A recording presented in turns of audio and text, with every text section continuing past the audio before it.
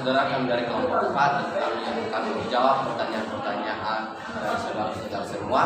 Dan sebelum itu, perkenalkan nama saya Jerni Jaya Hulu. Nama saya Jurunya Baptis. Nama saya Kurniawan Hulu. Teman-teman, langsung saja kami akan menjawab pertanyaan dari kelompok 1. Yang pertama yaitu sebutkan dan jelaskan komponen ekosistem beserta contohnya. Komponen ekosistem dapat diartikan sebagai hubungan timbal balik atau interaksi antara makhluk hidup dengan lingkungannya.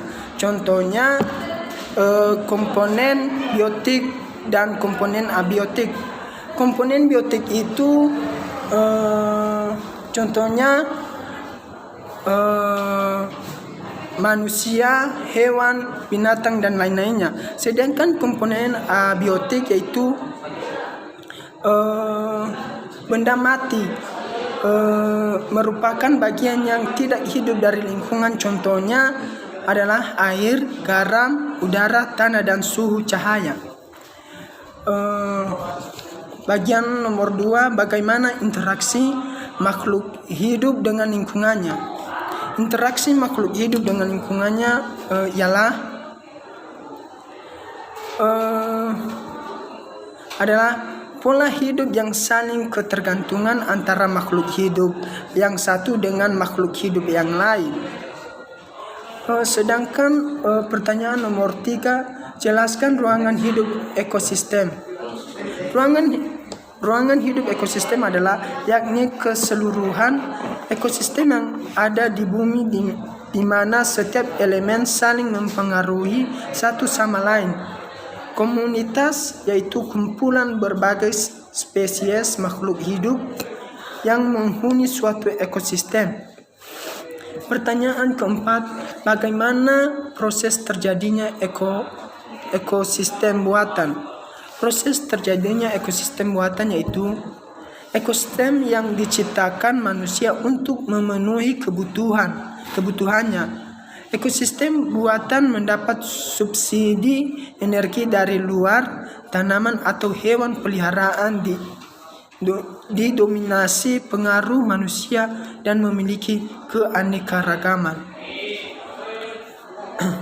Sekian dari kelompok 1 dan dilanjutkan oleh teman-teman kami nanti dari kelompok lain. Nah, komponen biotik pada bioma gurun diantaranya yaitu tumbuhan. Nah, tumbuhan yang terdapat di bioma gurun tersebut hanya sedikit, hanya yang memiliki adaptasi terhadap suatu lingkungan gurun saja yang dapat atau bisa bertahan hidup. Nah, hanya saja ada beberapa tumbuhan yang hidup di gurun, yaitu seperti kaktus, kurma, akasia.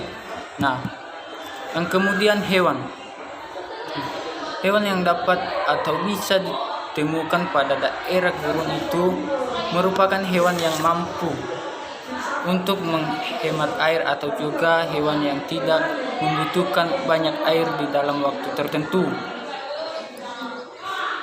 Hewan ini seperti unta dromedari, kemudian viper bertandu, kemudian anjing liar Afrika, kemudian landak gurun dan sebagainya. Nah, kemudian pengurai. Nah, kelompok untuk jenis ini sangat penting di dalam suatu ekosistem, disebabkan oleh karena dengan adanya pengurai unsur-unsur organik penyusun makhluk hidup tersebut kemudian akan menambah kekayaan nutrisi yang ditumbuhkan guna pertumbuhan tumbuhan. Nah, lanjut pertanyaan dari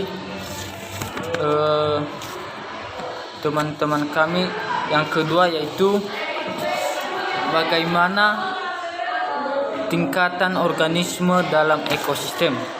Nah, Menurut kami di sini urutan tingkatan organisme kehidupan dimulai dari tingkatan molekul, kemudian organel, kemudian sel, kemudian jaringan, kemudian organ, kemudian sistem organ, kemudian organisme, kemudian populasi, kemudian komunitas, kemudian ekosistem, bioma, dan biosfer.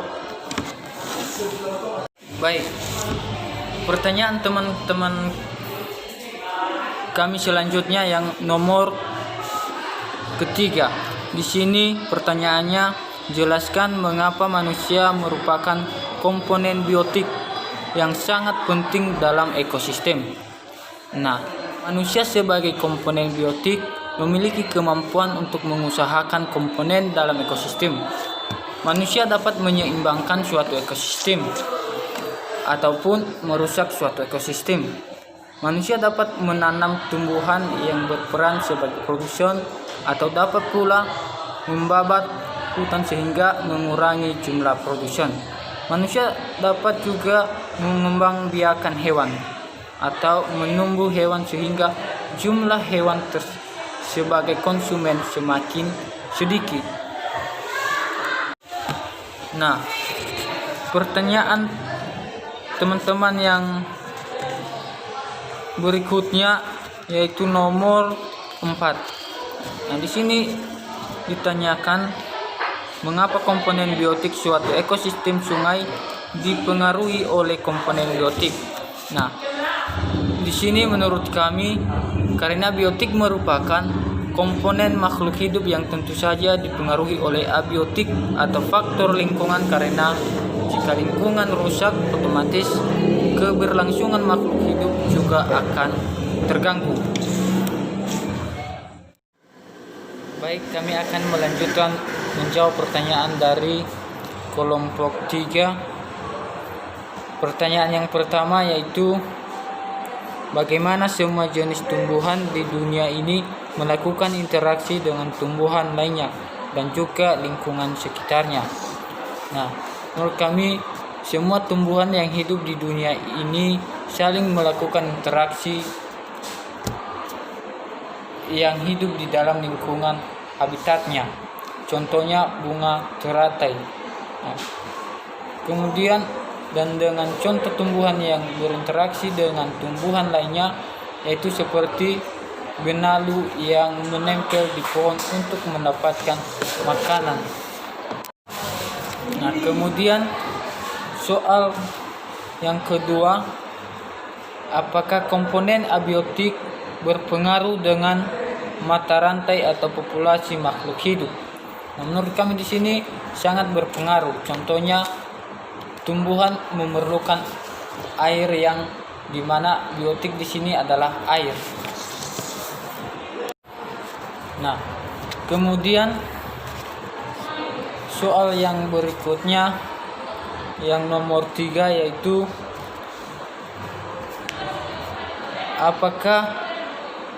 apa perbedaan dan rantai makanan dan jenis makanan?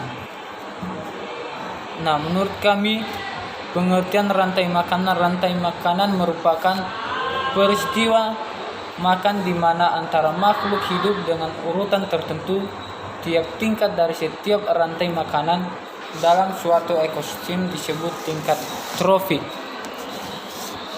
Sedangkan jaringan makanan adalah hubungan antara rantai makanan dan apa yang dimakan spesies dalam sistem ekologi, atau dengan kata lain sekumpulan dari beberapa rantai makanan yang saling berhubungan. Nah, pertanyaan yang terakhir yang nomor 4 yaitu apakah ekosistem alam terus mengalami perubahan atau memang tidak mengalami perubahan? Nah, jawaban kami namun bahwa sistem yang ada bisa saja berubah sewaktu-waktu.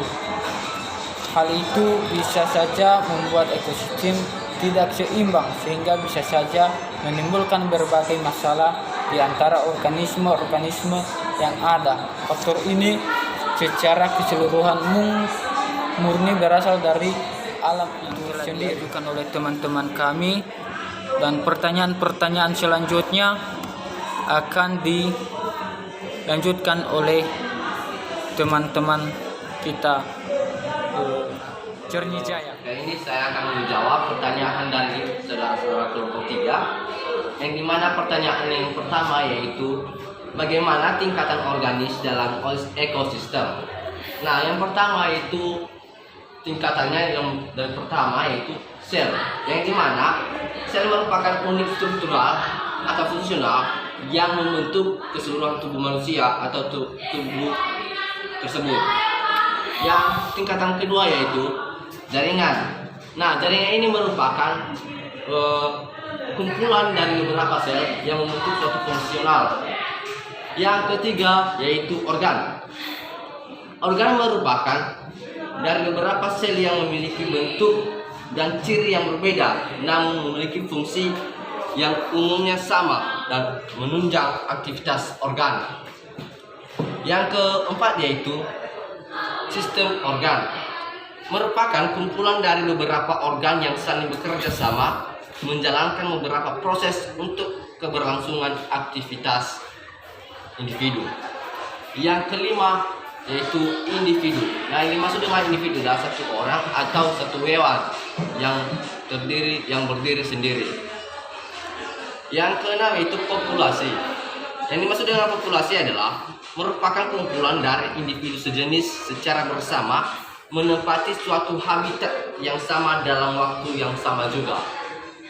Yang berikutnya yaitu ekosistem komunitas, ya, dimana merupakan beberapa populasi yang menempati habitat yang sama pada waktu yang sama.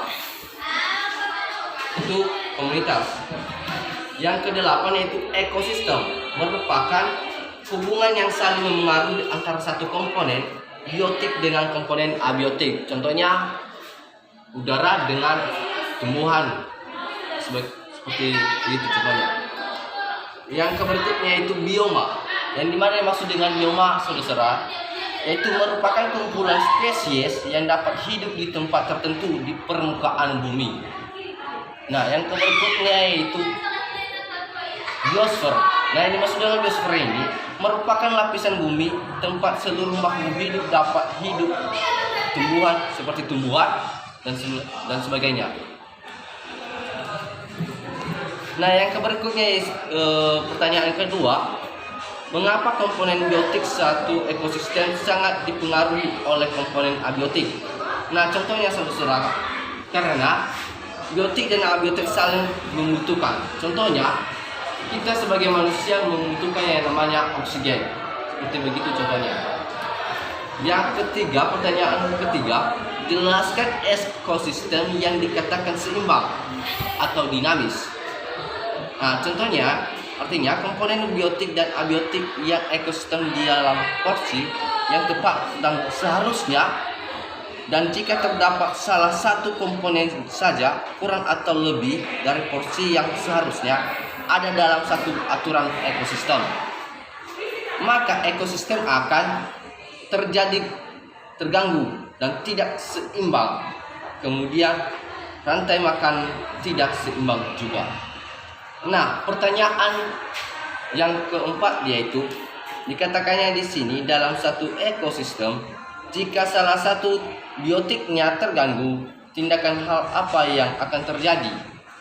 Nah, menurut kami di sini terjadi ketidakseimbangan ekosistem. Misalnya, komponen biotik satu ekosistem, contohnya seperti hutan terbakar, maka yang terjadi di situ yaitu hewan pemakan tumbuhan, seperti contohnya belalang, maka belalang akan punah.